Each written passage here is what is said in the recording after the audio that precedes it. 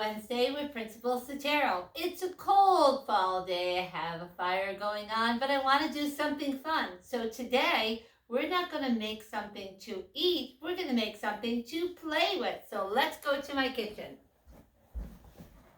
All right. So today I thought it would be fun to make homemade Play-Doh.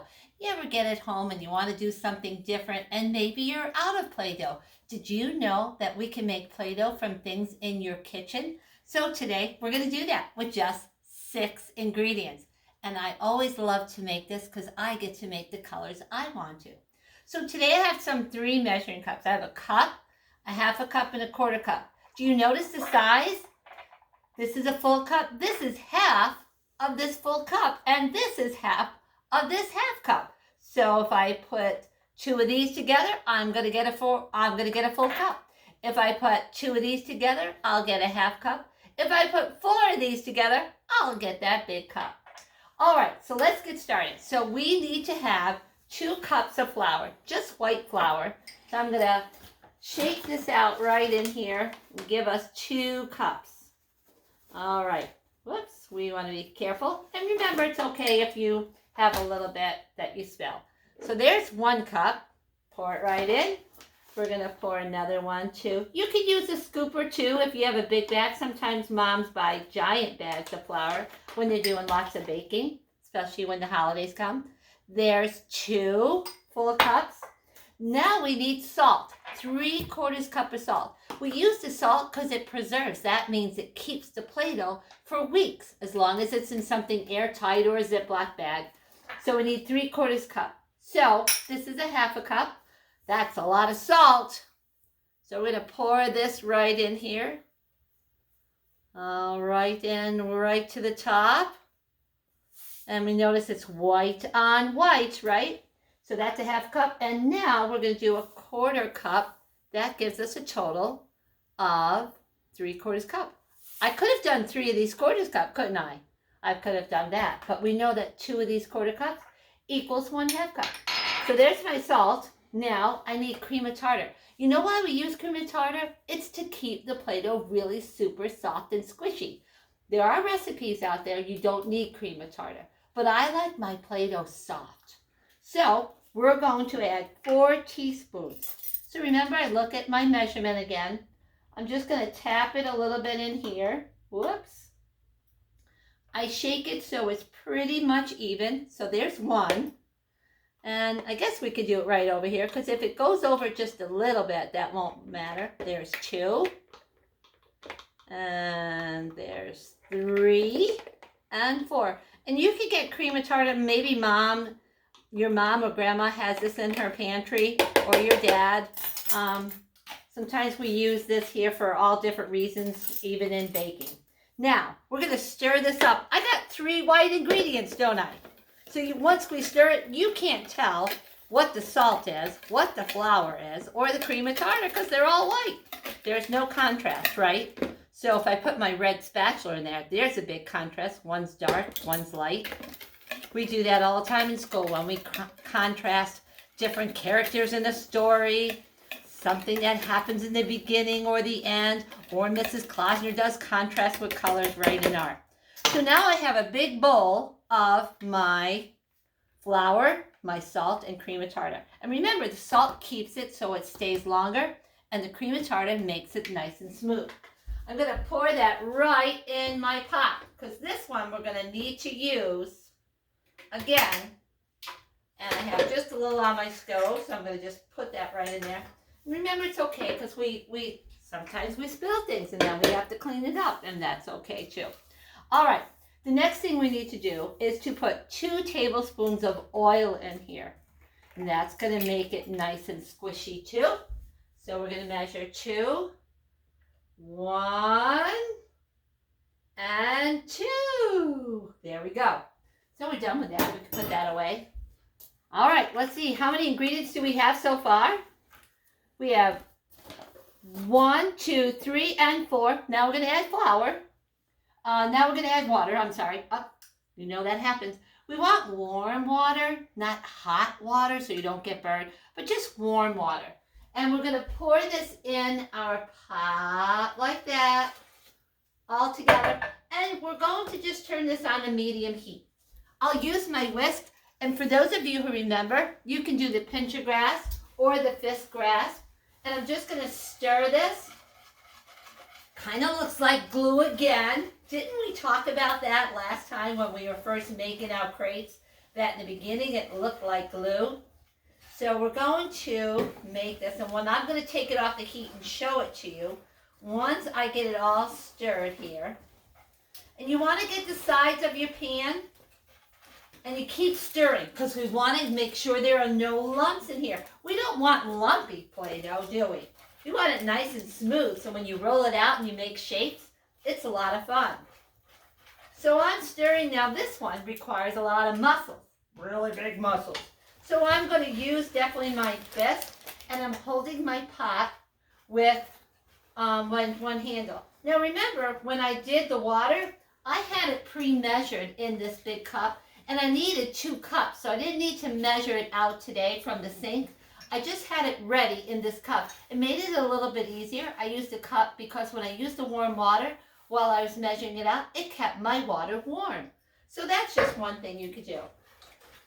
Now, while I'm mixing this, I'm going to come over here and show you what it looks like. So look at it. It looks kind of like Elmer's glue, doesn't it again? And I made sure I got all the sides, but we want to keep it on the heat until it becomes like it's coming together like a ball.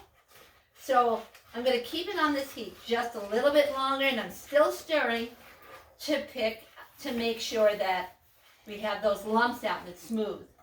Now, we'll have another ingredient because you're like, Mrs. Sotero, I don't want white Play-Doh. I want Play-Doh with blue or green or red or yellow, or we'll make purple. But we don't do that till the end. So I'm going to show you. So as this is heating up a little bit, I'm stirring it a lot because I don't want it sticking to the bottom. I'm going to show you one thing that I do. When it's done, and I'm going to cool it on wax paper right here. And so this way, I can kind of beat it out and I knead it. You know, you're moving it back and forth. And then we'll be able to pull it apart, roll it up in a ball, and I'll show you a trick how I do not get any of that food coloring on my hands. So remember when we were pounding out nuts and I showed you that one trick? I'm always reading something about how can I do something easier or better. That's why reading is so important. It saves me a lot of steps, and I bet you it'll save you too. But you know, when my kids were small, we used to like to make Play-Doh at home. Sometimes we'd be out and you ever leave the lid off the Play-Doh and then it gets dry and crumbly and you have to throw it out. Or sometimes you have to watch not to get it in your rug, right? Well, we used to like to make our own Play-Doh just for fun. And it made it really special because we made some really cool different colors that they probably don't sell in the store. So it's getting more like a ball, so we're getting closer. So I'm going to heat it just a pinch more. Oh, you see how it's sticking together? It's starting to get a little bit more like a ball. Now we'll have to let it cool for a little bit. Once it cools, we can start to knead it. That means we're going to work it with our hands back and forth. Well, it's almost there, boys and girls. I'm really excited about us doing this. I'm going to turn this off and I'm going to move over my cutting board. Remember, I don't put anything hot on my counter.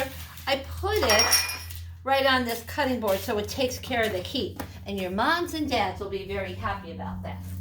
So it looks like it's coming like a ball. So I'm going to bring it over so you can see it. Do you see how it's like sticking together like a ball?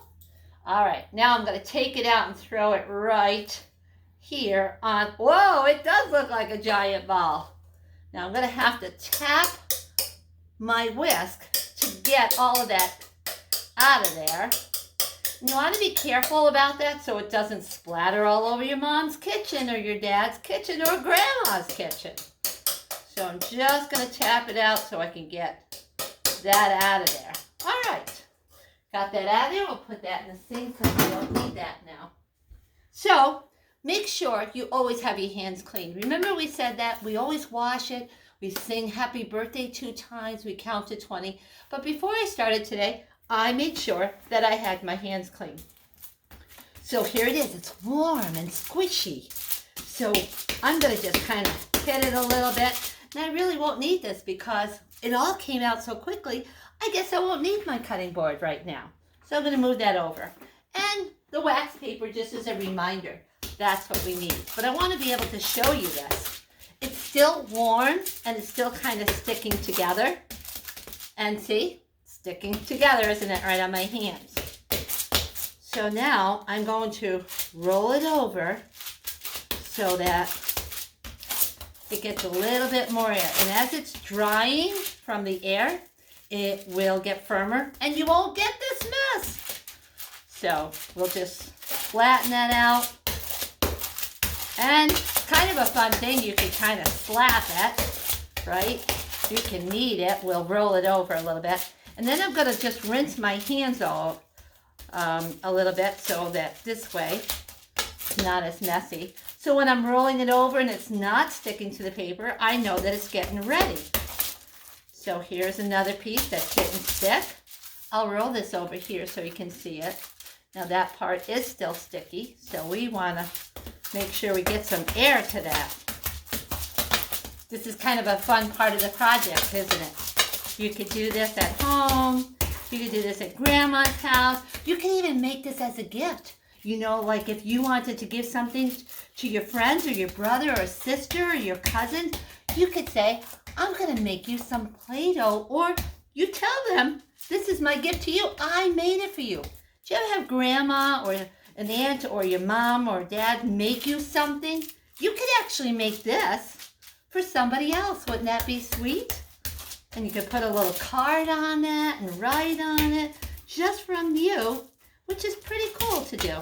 My kids used to love to make gifts and to give it. Sometimes kids can't wait to give out what they made. All right, so now I'm going to rinse my hands so I don't have any stickiness on there. All righty. We'll dry them off. And as the air's getting to it, I want to show you. See how I rolled it? Some of it's not sticking to the side. There we go. So it's doing better, isn't it? There we go. So it's not sticking as much. What we're going to do is I'm going to show you a little trick that I learned. So I'll put a little bit of the Play-Doh in, and then we're going to add a few drops, squeeze it in there, turn it into our Play-Doh in the color, and help you not to get stuff on your hands.